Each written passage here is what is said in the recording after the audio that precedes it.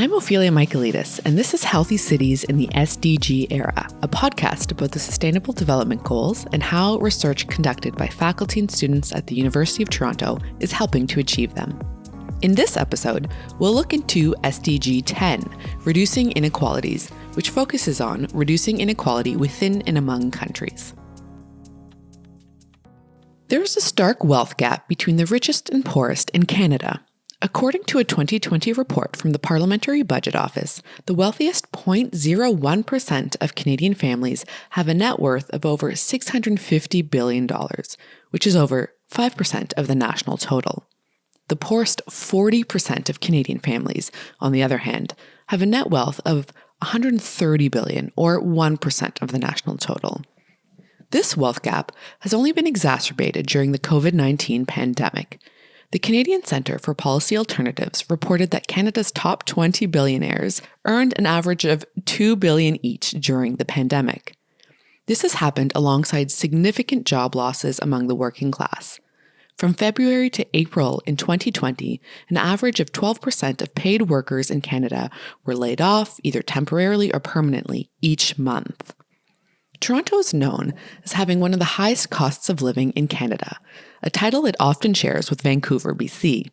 The cost of housing, food, transit, childcare, and post-secondary tuition have all increased significantly over the past 3 decades, while incomes have stagnated. This drastic increase in the cost of living has had unequal impacts. Racialized groups, recent immigrants and migrants, and young people living in Toronto have become poorer over time, as these groups have not experienced income increases over the past 35 years. However, while income inequality is an important metric to consider when thinking about inequality, it is not the only one. In this episode, our guests approach the goal of reducing inequality from a more critical lens.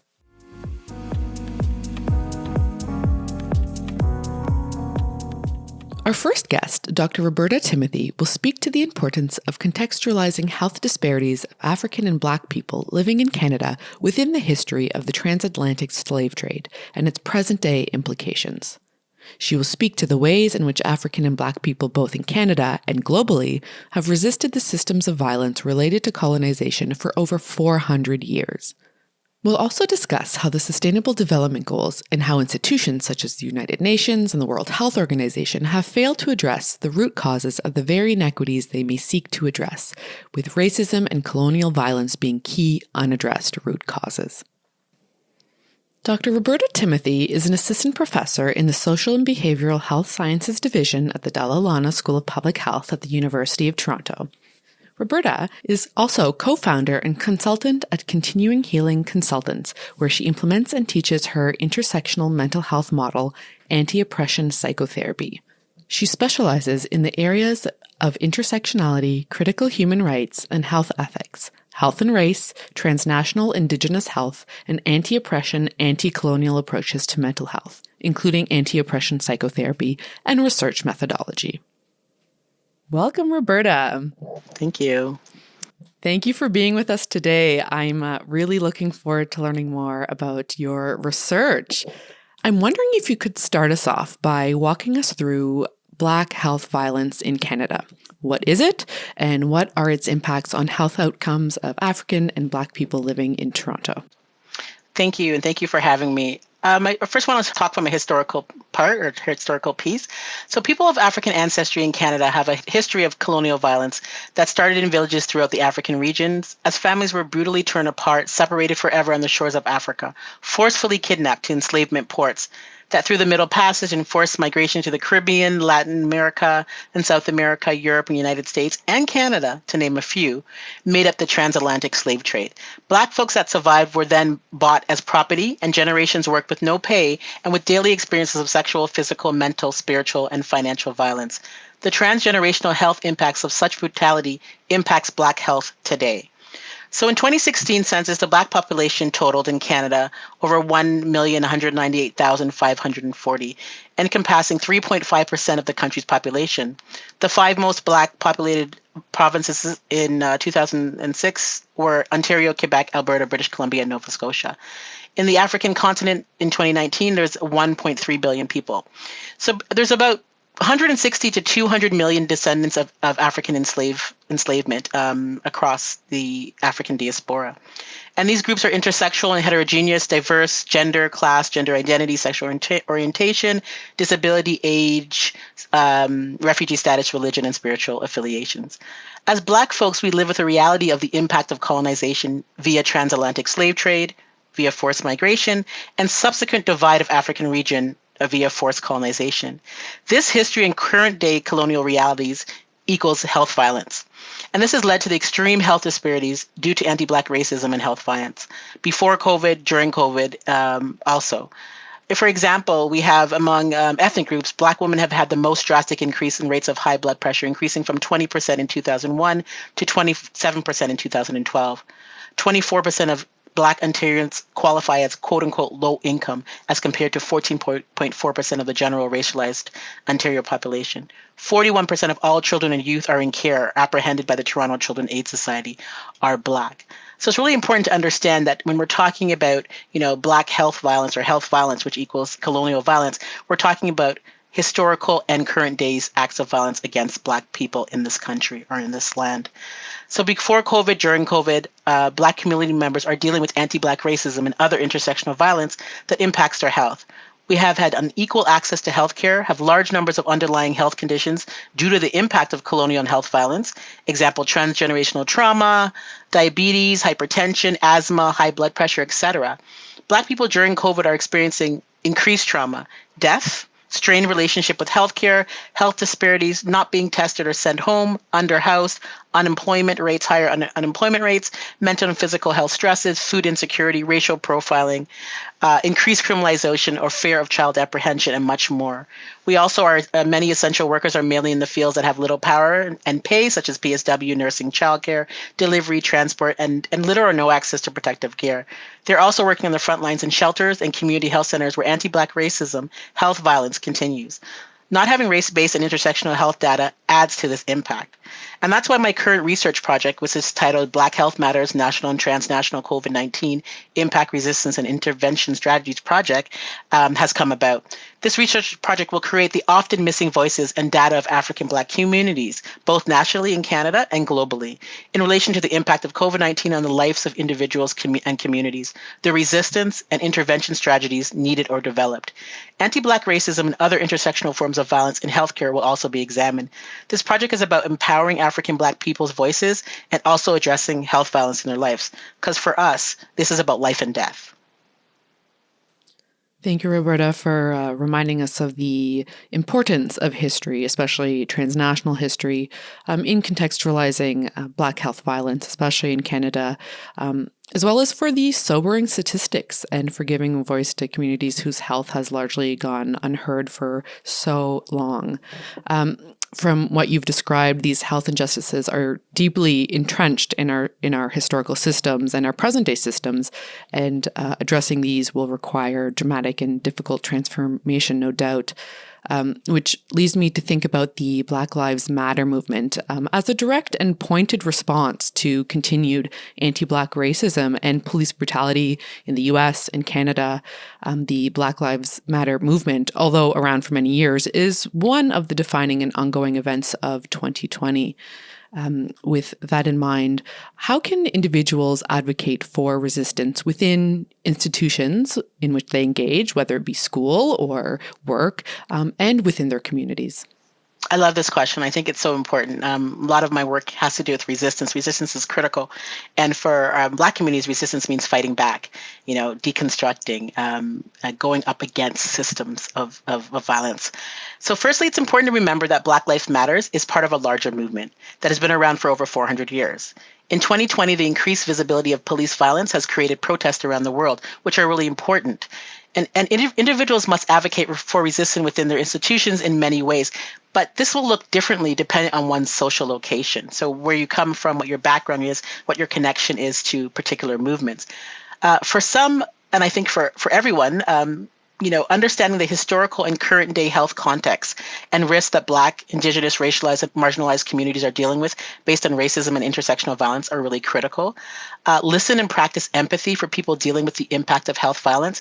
And I always have this conversation, can we teach empathy, or is it something that we just have and it's something that is given to us? Or, I have many conversations and debates about that. Mm-hmm. We need to unlearn and challenge what you think you know. It's a really critical one too. Decolonize your ideologies and practices, and you can only do that with looking at the current historical and current day health context.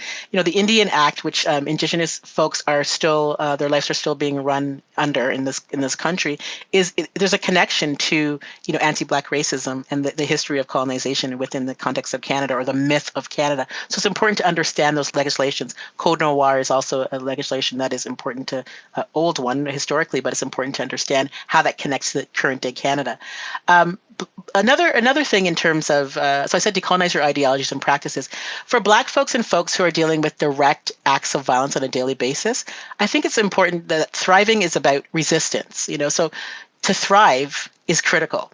And resistance through identifying yourself and community by your own definitions is critical to emancipating your identities in this journey, and as a result empowers oneself and community. So, you hear a lot about being unapologetically you, right? Mm-hmm. And so for Black folks, when we say we're being unapologetically Black or unapologetic myself, is I'm going to come with my identities, with my knowledge systems, with my pride, with my lived and work experiences, and I'm going to be myself in any place I am. I'm not going to change. I'm not going to be a token. I'm not going to disconnect myself to my various identities. That who I am and what I bring, all of the beautiful things and other pieces that I bring is how I'm going to be in the world. So I'm not going to have people shut out who I am to do work or to be in school, etc. I'm actually going to bring my diverse, heterogeneous Blackness to you, and unapologetically so.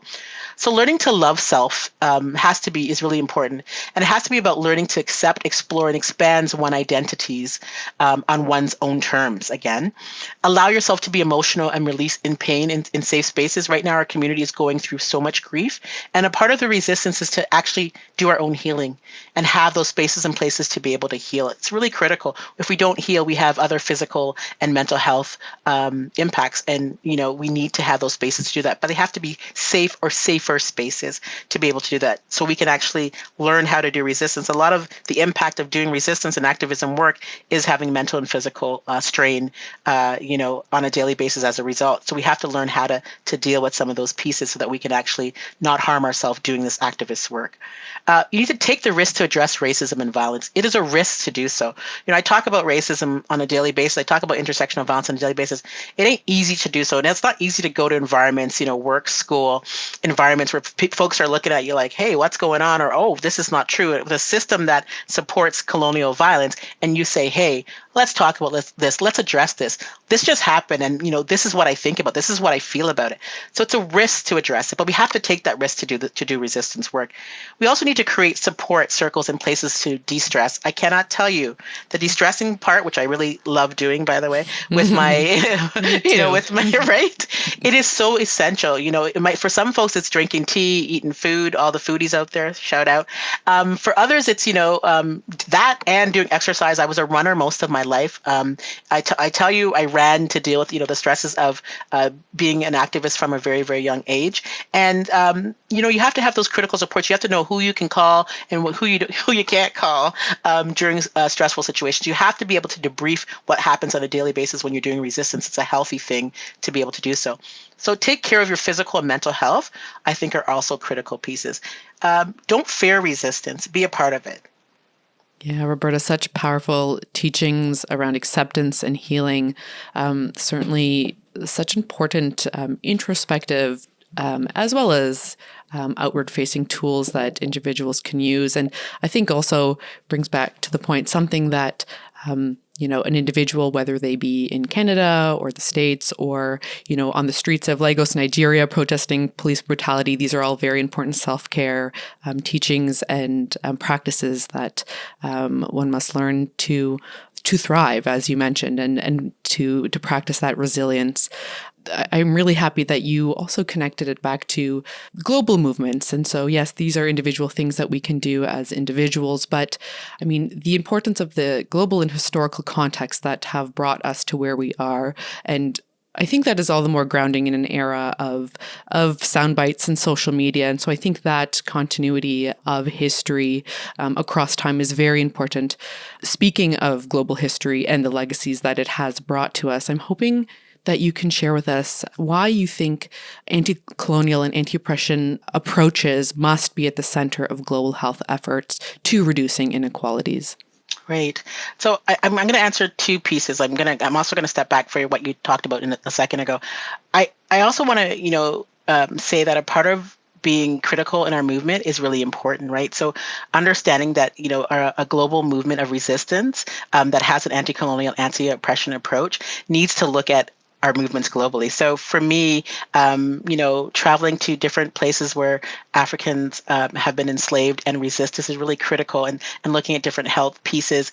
Obviously, the continent, obviously countries such as Brazil, U.S., South America, the Caribbean, Europe, Canada, U.S. These are all places to look at in terms of transatlantic slave trade, the impact, and also looking at how folks resist. So, in my research project, I'm going to be going to these, well, I'm not going because of COVID, but we're going to be researching, different African folks in different global transnational spaces, because it's really critical to break that kind of dichotomy of, we are, of that kind of citizenship, that we are Canadians and we're not connected to other places. Most Black folks have experienced some type of loss in COVID, and the loss has been transnational. It's either a loss right in Canada or a loss in another country where we're connected, and that has to do directly with how our families have been breaking apart based on anti-Black racism and colonial violence. So I do want to say that, and I do want to just quickly mention that it is constantly important to critique our own movement also, so that we can go further. So coming back to the anti-colonial and anti-oppression approaches that are important to reducing like inequities, et cetera, talking specifically about the Sustainable Development Goals, I think the 17 Sustainable Development Goals are all good on paper. Mm-hmm. But how do you, very, very good. How do you realize them without dealing with readdressing the wrongs that have been done through social, political, financial, spiritual, environmental means? Where are the concrete resources and redress processes? Global health needs to look at transgenerational trauma and mental health impacts of stolen generational wealth, language, and religious imposition, impact of scientific racism, which still continues today, particularly with the vaccines and other processes of COVID, resource theft, and physical and ideological trauma, to name a few. A critique of the SDGs is that it is silent on racism and colonization. It doesn't talk about it, doesn't address it. In my work teaching global health, I found that at times the SDGs is similar to international development, not concretely making changes for those who have been colonized. Again, it's not actively practicing decolonizing despite the beautiful language it presents. Accountability is not discussed in relation to colonial violence and its health impact. Colonial violence is at the root of causing inequities. Hence, globally, we need to take apart or deconstruct or dismantle a system that is ingrained with health violence. The SDGs come out of a system that was created by Bretton Woods 1944 United Nations to seek human rights for mainly European communities, while not effectively addressing the impact of colonialism, capitalism, patriarchy, genocide, and the underdevelopment or robbery of colonized peoples and our resources. So looking at inequities to the lens of SDG cannot be done without first examining how the United Nations, World Health Organizations, and other global health entities are made accountable for the ill health and continuation of colonial violence. Through structural adjustment programs, import substitution, deliberate food insecurity, climate degradation, limited leadership access for colonized peoples, and not addressing reparations are all directly connected with historical and current day colonial violence. So for me, the question in terms of why anti-colonial and anti-oppression approaches that need to be centered in terms of inequity work, it's the only way that will actually redress the wrongs and actually, try to deal with the impact of not only, we're not talking about a couple of years, but hundreds of years of health violence. And I think the reparations, what I call health reparations, is really critical to doing so.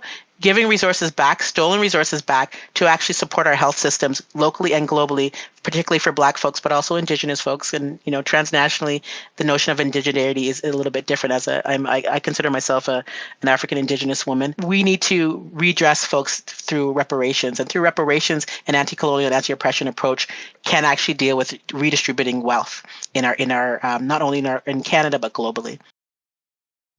I'm so glad you brought that up, Roberta. I mean, the field of global health often espouses the values of equity and social justice and development. However, you remind us of its colonial legacy and force, I think, the global health community to ask ourselves the difficult questions. Can we really fix a problem with the tools that created it in the first place? Audre Lorde, masters of tools, we cannot. It takes a village. It absolutely does. Yeah. Roberta, I want to thank you for bringing a critical lens to some extremely important public conversations around inequality that implicates our pasts, our presents, and our futures.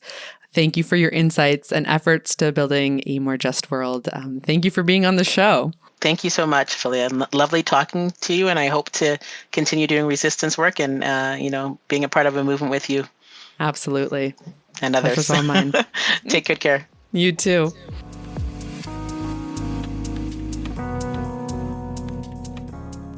Amrita Kumar-Ratta will speak to the everyday acts of decolonization and solidarity that communities can engage in, and the impact that storytelling can have on informing approaches to reducing inequality. Amrita Kumar-Ratta is a third-year PhD student in the Department of Geography and Planning at the University of Toronto.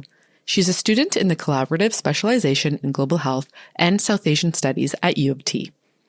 Amrita's research focuses on gendered and ethno-racial constructions of inequality, particularly on the intersectional feminist geopolitics of marriage and fertility in Punjabi communities in Canada. Welcome, Amrita. I'm looking forward to exploring some very important questions around inequality with you. From what you have found in your research, how are existing forms of social protection in Toronto or Canada leaving immigrant women behind? So thanks, Ophelia, for that question. I just want to start by talking a little bit about, where I find myself in the work, and then, answer your question. So my work is really all about investigating the ways in which narratives and discourses of reproductive control have really amplified gendered exclusions and insecurities among Punjabi women. And I'm really interested in trying to unpack what reproductive agency actually looks like within the community, within the Punjabi community, and the various sites and scales where this reproductive agency is occurring. And so, going back to your question, one of the messiest and most complex issues that I'm particularly concerned with is with the ways in which the issue of gender-biased sex selection has effectively become a citizenship and immigration issue. Broadly speaking, I'm interested in the ways in which public and policy narratives about reproductive health and well-being have amplified exclusion and insecurity among Punjabi women, using this sort of example of gender-biased sex selection to sort of frame the research. And I'm also interested in talking about and prioritizing some of the ways in which the community itself is creating counter narratives, and I'll talk a bit about that maybe later. But there are some incredible community mobilization initiatives happening in suburban spaces, within the home, and especially now in the context of COVID, within the digital or virtual space. And I really want these voices to be amplified. So just, again, going back a little bit, that's sort of providing a bit of the context around my research, but going back a little bit to your question around the ways in which particularly racialized immigrant women are being left behind, and the ways in which gendered inequalities and exclusions are taking place. Well, Ophelia, the idea about abortion and particularly, I guess more broadly speaking, reproductive rights and reproductive agency, the narratives that we are currently having around this issue, the politics, right? The politics of pro-choice versus pro-life it does not really capture the reality, probably better stated, the nuance, the contexts that surround reproductive agency within the community. And so that's particularly within this time of COVID, the home is not always a safe space for women, right? Particularly those who are racialized, particularly those who are newcomers. We've seen that within the time of COVID, domestic abuse and violence, reproductive non-agency, I guess I would call it, has gone up. Right? And if choice was limited before, it's even further stifled now. Just a few months before COVID became a reality, within North America anyway, in Saskatchewan, in Canada, there has been an MP that has started a dialogue around a sex selection law or a sex selection bill. And the communities that she's particularly targeting are East Asian and South Asian communities, right? So it's just one example of the ways in which the issue of reproductive agency, the politics around abortion, have neglected to take into consideration context, neglected to take into consideration actual voices of community members, and are using the sort of rhetoric of gender equality, using a rhetoric of multiculturalism to try and stifle agency of women. So yeah, that's just one example of the ways in which I would say gendered exclusion or gendered insecurity is taking shape, particularly in this context. Mm-hmm. Amrita, I'm so happy you shed light on the particular examples that you provided. But really, I think what you're speaking to is how bright the light is on the various challenges faced by so many women, particularly immigrant women, in achieving agency. And no doubt the exclusion of so many women from our social protection policies will certainly require a fundamental social and economic and political rethinking, reorganization. With that in mind, I'd be curious to know from your perspective, what does the current framing of reducing inequality, as defined by the SDGs or as defined by global health scholars, what does it leave out? Yeah, I think that's the question, right? So, in addition to the important perspective shared by your previous guest around, the critique of the SDGs not addressing racism, right? And not being concerned with decolonization or decolonizing. While there has, in my mind, been some improvement in the focus and the framing of the SDGs from, where we started from around the MDGs, this particular sustainable development goal around reducing inequalities, I believe, really lacks a holistic perspective around what inequality actually is, how inequality and inequalities are structurally produced, how they are being reduced and resisted actually every day by individuals and communities. The SDGs really tend to be thought of only in terms of economic and statistical outcomes, influences on GDP, for instance, right? Which in my mind is important. And of course, that should not be neglected.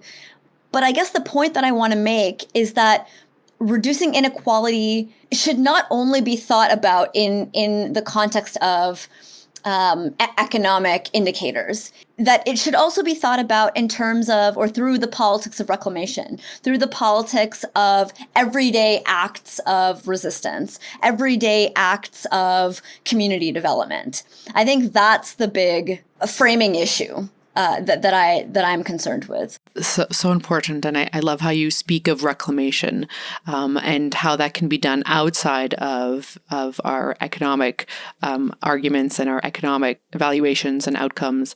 And I can only help but wonder, thinking about the lived experience of people and how do we share those? And we often share them through storytelling and the power of storytelling and personal healing. And, stories are how we share our lives, how we share our lessons, our histories across generations, and how it's a very important part of reclaiming ourselves. And stories can certainly be part of collective healing. So I'm wondering if you can share with us how, in your experience in the work that you've done, how can community-oriented art-based work connect to global movements to reduce inequalities? Before really digging into that question, I do think it's important for me to speak a little bit about some of the storytelling work that I do. Yes, please. Because I feel that question really gets at not just the research that I'm doing as a PhD student here at the University of Toronto, but also my own creative storytelling work, which, informs the research, right? Even if it is quite distinct. So I, in addition to being a researcher and in addition to doing work around reproductive agency and the reclamation of reproductive agency within the Punjabi community in Canada, I define myself as a storyteller, a creative storyteller. I have founded a movement called Shades of Brown Girl, which is a creative storytelling movement for women who identify as South Asian. So when I say South Asian, I'm talking about the South Asia of the past and the present, the one that has been bounded and rebounded and unbounded and in so many ways across history. And so this particular creative storytelling movement was founded by me a couple of years ago, about 2.5 years ago.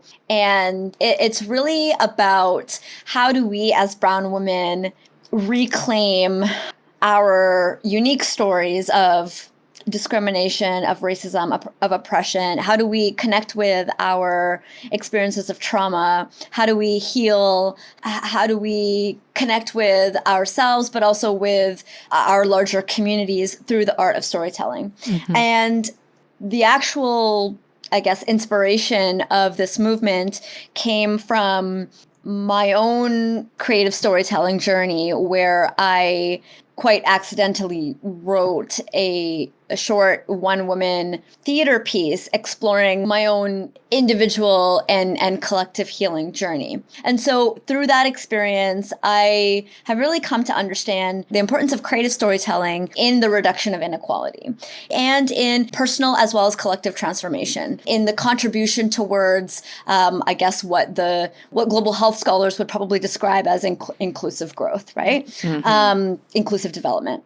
If I can kind of come back to how can community and arts-based work actually contribute to the reduction of inequalities, I really think the key is that lived experiences through storytelling movements, through storytelling methods, the prioritization of lived experiences and reclamation narratives is at the core of, amplifying what is actually happening on the ground when it comes to inequality and insecurity.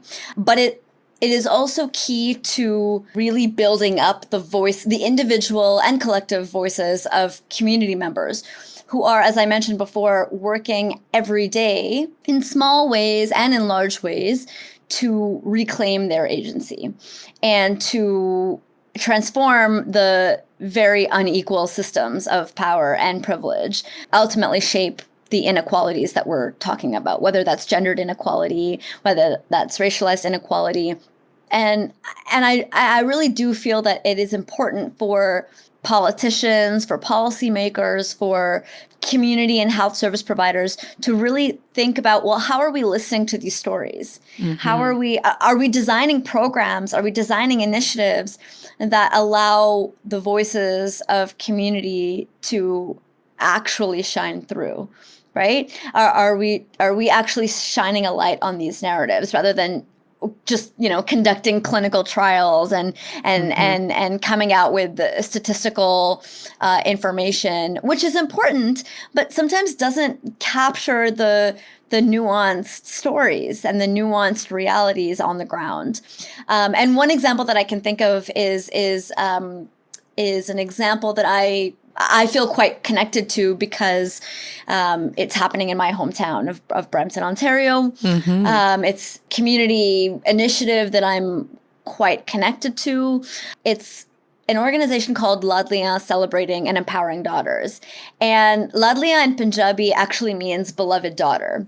Beautiful. Which I think, speaks very well to the ways in which community members are trying very hard to reclaim some of these structural inequalities through storytelling, through prioritizing the lived experiences of members of their own community. And so this organization is particularly interesting, and I think speaks to the transformative potential or power of community-based initiatives centered on storytelling, because all of their work is focused on not just advocating for the importance of daughters within the South Asian family, and not just researching, not just contributing to community-based research around, why this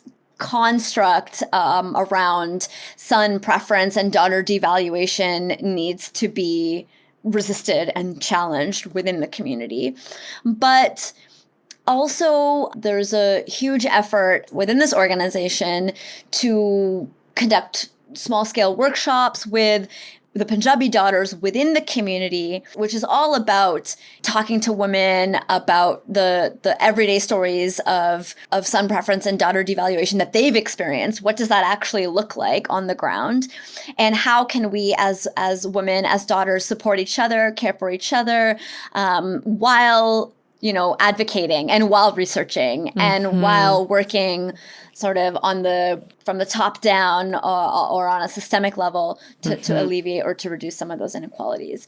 So that everyday decolonization work, right? That everyday solidarity work that's happening within the context of this organization, I think is a really great example of some of the transformative potential of creative storytelling work or of everyday activism work. And I think the other piece about all of this, which again, this example that I've given really speaks well to, is the transnational connections, the transnational linkages between organizations that are committed to prioritizing lived experience and prioritizing the work that they're doing to tell the stories, not just of our local communities, but to tell the stories of women beyond our local borders, and do that work again in context, right? I think that context setting piece is super important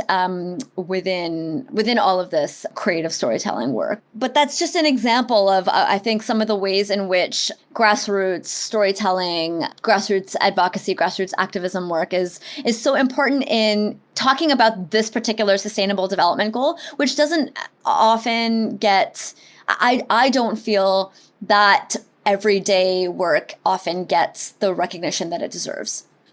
Amrita, such an inspiring story and such an invaluable example of how people are mobilizing, whether they live in the same part of town or whether they're part of the same diaspora, how they're contributing to the reduction of inequalities in a very real way.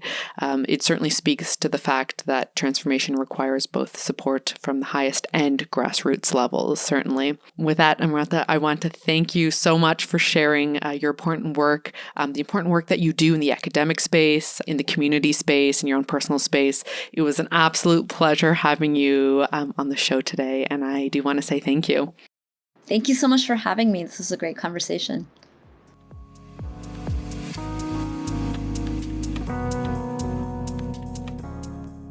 In order to truly reduce inequality, we need to look beyond statistical and economic indicators and focus on the historical and social contexts, as well as the systems and institutions that led to and continue to support the existence of inequalities within and between countries. As Amrita has shown us, we need to consider the lived experience and stories of the people who are being left behind and being excluded from these systems and institutions, and also consider whether the solutions that politicians, policymakers, and community and health service providers suggest actually address the concerns expressed by communities. Global institutions must center an anti-colonial and anti-oppression framework in their actions and activities in order to actively uphold the values of equity and social justice. As Dr. Timothy emphasized, health reparations involve redistributing wealth to communities that have historically and currently been excluded from colonial systems, institutions, and states. Healthy Cities in the SDG Era is made with the support of the School of Cities at the University of Toronto, whose mission is to bring urban-focused researchers, educators, students, practitioners, and the public together to explore and address complex urban challenges. You can find Healthy Cities in the SDG Era on Spotify, Apple Podcasts, SoundCloud, and the Dalla Lana School of Public Health's YouTube page. On our next episode, we'll look at gender equality. Thank you for tuning in, and we look forward to speaking to you soon. Take care.